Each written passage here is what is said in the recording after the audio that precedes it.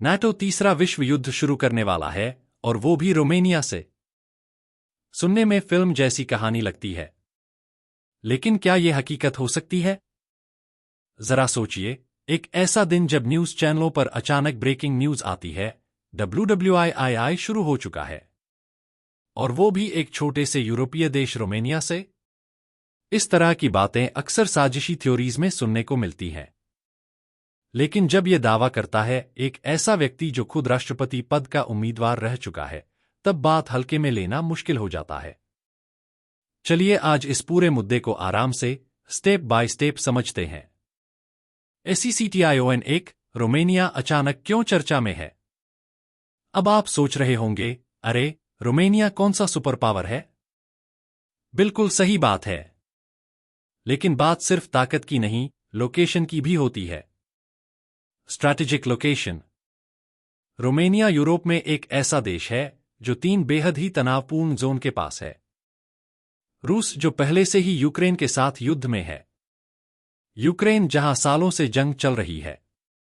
Black सी, एक ऐसी जगह जो समुद्री रास्तों, तेल, गैस और मिलिट्री मूवमेंट के लिए बेहद अहम मानी जाती है। यानी अगर कोई देश युद्ध का लॉन्चिंग पैड बन सकता है, तो वो रोमेनिया ही हो सकता है। सेक्शन 2, नाटो की मिलिट्री ड्रिल्स क्या सिर्फ अभ्यास या कुछ और? अब आते हैं असली मुद्दे पर, नाटो की मिलिट्री एक्टिविटीज। नाटो कर क्या रहा है? NATO, North Atlantic Treaty Organization, एक मिलिट्री गठबंधन है जिसमें अमेरिका, ब्रिटेन, फ्रांस जैसे बड़े देश शामिल हैं। हाल ही में नाटो ने ब्लैक सी के आसपास एक बड़ी मिलिट्री ड्रिल की, जिसमें हजारों सैनिक, वॉरशिप्स, एयरक्राफ्ट्स, सबमरीन, सब कुछ शामिल था। सवाल ये उठता है, सिर्फ अभ्यास के लिए इतना सब कुछ? पूर्व राष्ट्रपति पद के उम्मीदवार का कहना है, ये सब सिर्फ एक शो नहीं है, ये असली तैयारी है युद्ध की। उनका आरोप है कि नाटो जानबूझकर रूस को प्रोवोक कर रहा है, ताकि जब रूस कोई प्रतिक्रिया दे तो उसी को बहाना बनाकर WWII की शुरुआत कर दी जाए। सेक्शन 3, रूस और नाटो टकराव की कहानी। अब तक हम सब जानते हैं कि रूस और नाटो के बीच संबंध वैसे भी कभी खास दोस्ताना नहीं रहे, खासकर जब से यूक्रेन युद्ध शुरू हुआ है। रूस क्या सोचता है?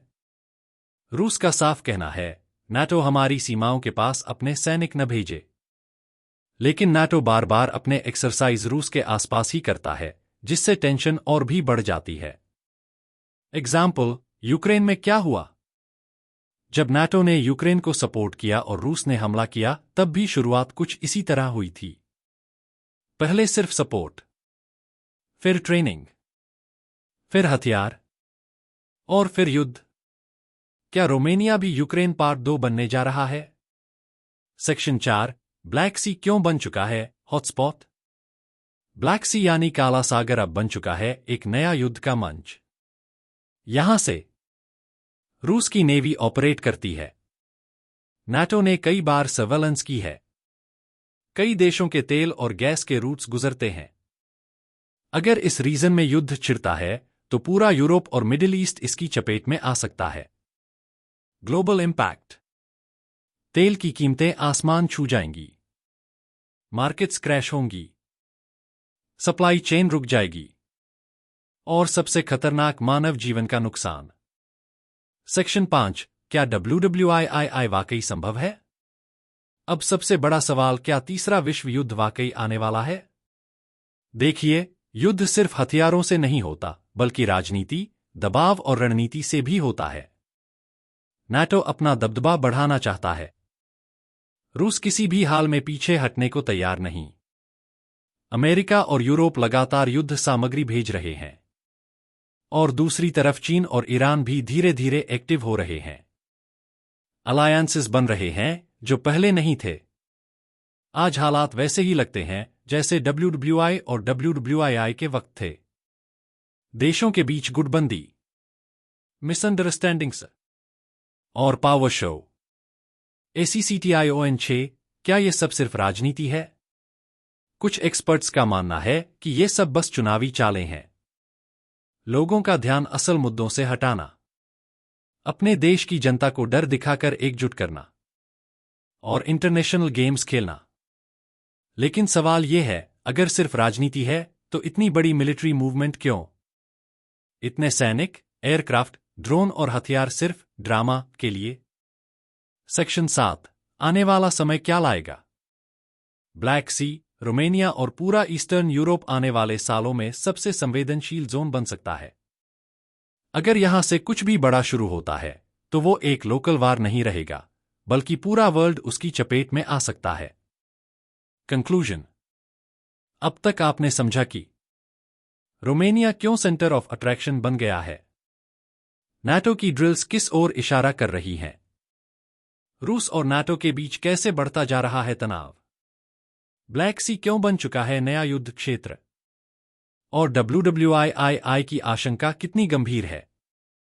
ये सब बातें सिर्फ कल्पनाएं नहीं हैं, बल्कि एक ऐसी सच्चाई है जिसे नजरअंदाज करना अब नामुमकिन है। Call to action, CTA। अब आपकी बारी है। क्या आपको लगता है कि नाटो जानबूझकर युद्ध की तैयारी कर रहा है, या ये सब सिर्फ रक्षात्मक कदम है? नीचे कमेंट करके जरूर बताइए। वीडियो पसंद आया तो लाइक करें। ऐसे और वीडियो के लिए सब्सक्राइब करना ना भूलें और बेल आइकन दबाएं ताकि अगली चेतावनी आप सबसे पहले सुनें। अगर आप चाहें, मैं इसका पूरा वीडियो स्क्रिप्ट, शॉर्ट्स वर्जन या video title plus thumbnail idea भी तैयार कर सकता हूं।